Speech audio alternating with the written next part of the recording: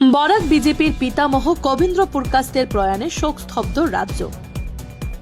চলে গেলেন ভারতীয় জনতা পার্টির অন্যতম প্রতিষ্ঠাতা সদস্য তথা প্রাক্তন কেন্দ্রীয় মন্ত্রী কবীন্দ্র পুরকাস্ত। আজ দুপুরে তিনি শেষ নিঃশ্বাস ত্যাগ করেন।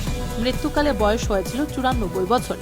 রেখে গেছেন একমাত্র পুত্র কনাদ পুরকাস্ত, নাতি নাতনি সহ অসংখ্য গুণমুগ্ধ। তার মৃত্যুর সংবাদ ছড়িয়ে পড়তেই গোটা রাজ্যে শোকের ছায়া নেমে এসেছে। শোক প্রকাশ করেছেন মুখ্যমন্ত্রী হিমন্ত বিশ্ব শর্মা, মন্ত্রী কৃষ্ণেন্দু পাল, মন্ত্রী পীযূষ হাজারিকা, প্রদেশ বিজেপি সভাপতি দিলীপ শইকিয়া, শিলচরের সাংসদ পরিমল শুক্লবৈদ্য সহ দলের প্রথম সারির নেতারা। তার মৃত্যুতে বরাকের 3 জেলা বিজেপি তাদের যাবতীয় কার্যসূচি তাৎক্ষণিক বাতিল করেছে।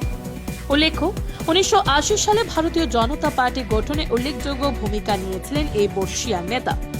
কবীন্দ্র পুরকাস্তের হাত ধরে অসম তথা উত্তর পূর্বাঞ্চলে বিজেপি শাখা বিস্তার করতে সক্ষম হয়।